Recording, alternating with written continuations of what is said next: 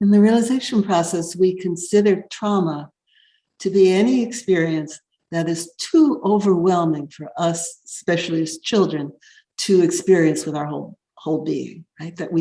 Any experience that we need to protect ourselves against, I consider trauma, right? And we protect ourselves by actually constricting ourselves through the fascia of our being. And the fascia is a level of tissue that's everywhere in our body at once, right? Everywhere in our body. It's actually like a level of wholeness on the physical level. And it seems very susceptible to the mind and to the emotions. So even if a sound is too loud for a child to really hear, they'll constrict the anatomy of hearing, right? If a parent's emotions are too intense for the child will constrict their emotional being, their heart and their gut, so as not to take in that emotional intensity. So the main reason that we constrict ourselves is protective in that way. And interestingly, all of the experiences that we've tried to protect ourselves against, we actually hold in those tissues.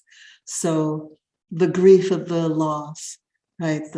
The fear of someone's anger, we'll actually hold the memory and that emotion in that constriction.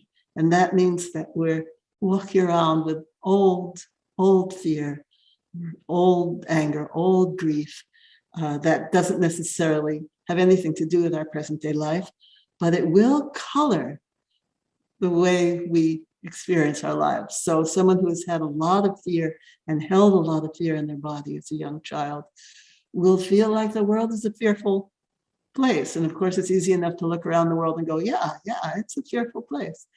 Or someone who holds a lot of grief will look around and go, oh, it's sad. It's such a sad world, right?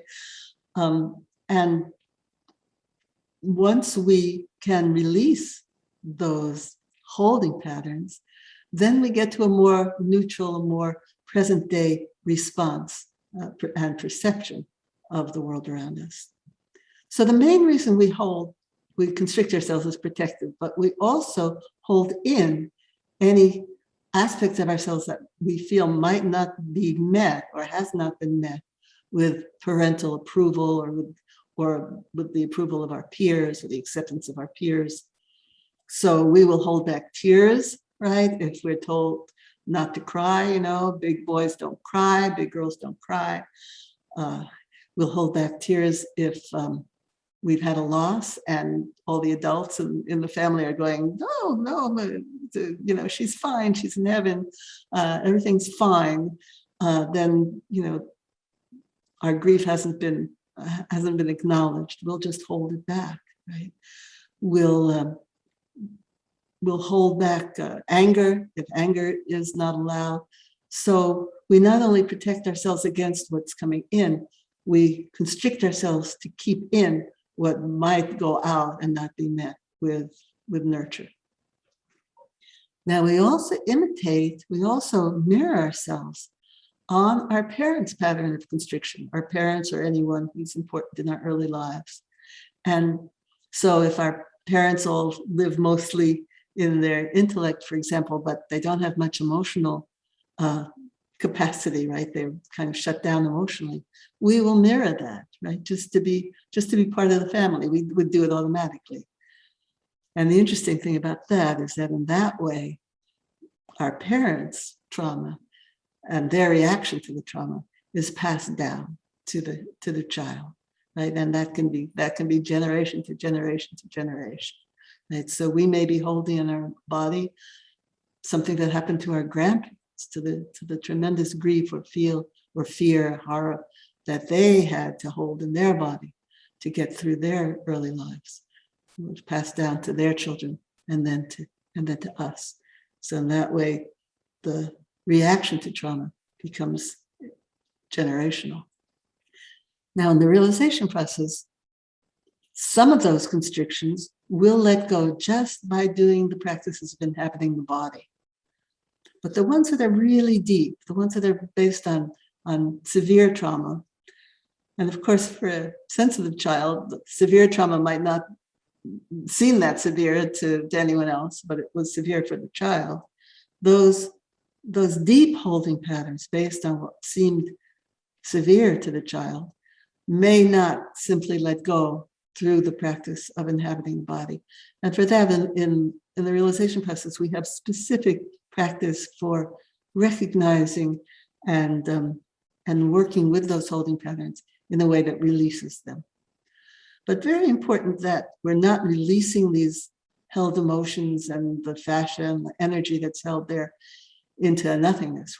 We're releasing it into that ground of our being, so that as we release, we become more of ourselves, more of our ability to love, more of our ability to think, more of our ability to feel pleasure, more of our ability to feel our power within our body. So the question of how does inhabiting the body help us self-regulate, help us come back, recover ourselves from an event that has triggered us, right? That has reminded us of a traumatic experience, that has again threatened to put us back in that kind of shattered or agitated state or anxious state. And once we get used to inhabiting the body, we actually live there. We don't have to keep doing it, but that does take a little practice of volitionally entering into the body. But once we've done that for a bit, then we're just there. And then we find that we have more actual resilience. It's like that inhabiting the body gives us internal depth, gives us a palpable sense of our existence, which acts as a kind of cushion, right? So instead of events seeming to impinge right on the surface of ourselves, the way, even if we haven't been traumatized, sensitive people often experience that life is just hitting them right on. Instead of that, we have all this internal depth that we can experience and recover from, that we have that cushioning. But if we are triggered, we can find ways to, within the body, to quickly come back to ourselves. So I'm going to teach you one, and that's the foundational grounding that we do in the realization process. So take a moment to sit up if you can comfortably. Come on into your feet, right? And again, that you actually feel like you're living there. See if you can. Do you make contact with yourself in your feet? And of course, there's something you can do on the spur of a moment. It's grounding just to do that, right? Because anxiety is an upward movement, right? We have the expression, my heart was in my throat. But if we can do a downward movement, then that heart goes back where it belongs, and we can come out of that anxious state. We can come into a relaxed state. So once again, feel that you're in your feet. Let yourself feel that as foundation. That because you're in your feet, your emotional life can rest. Because you have that foundation. Your mental life can rest.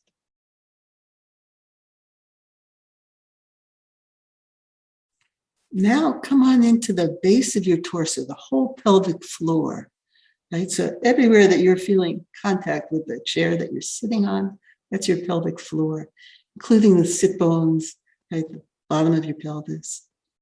Let yourself have that foundation, the very base of your whole torso.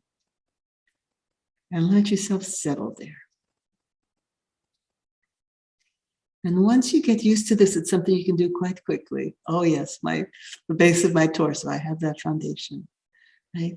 And once again, having that foundation, you can let your sexual excitement rest. You can let any kind of hunger or agitation rest.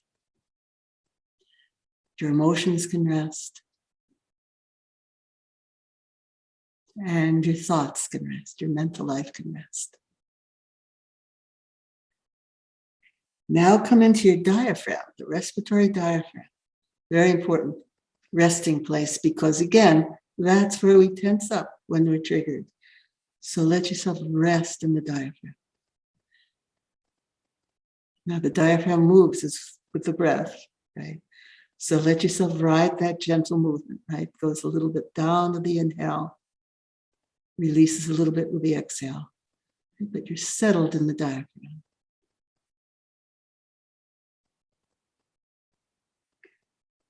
Come on into your jaw and the base of your skull. And there's another foundation. Right? Really let your thoughts rest. And you can even rest the top of your head very gently.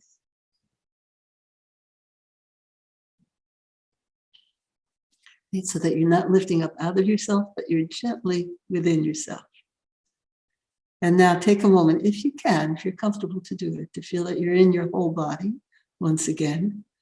And you may find that each time you go to be in your whole body, it's a little bit easier, a little bit more of yourself there.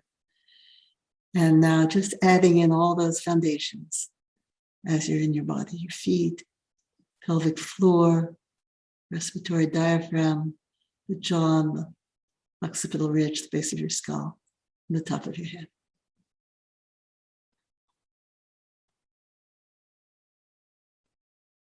Okay, good.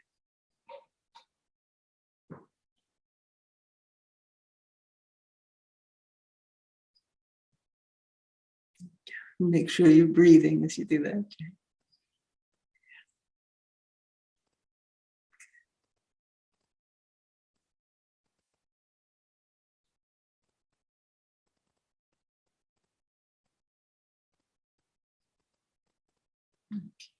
If your eyes are closed, open them. See if you can still feel settled like that with your eyes open. Right? So if this isn't some kind of state that we go into and then we open our eyes, we're back in our but we can carry that settled being into the world. With the eyes open, even the eyes are resting towards the ground.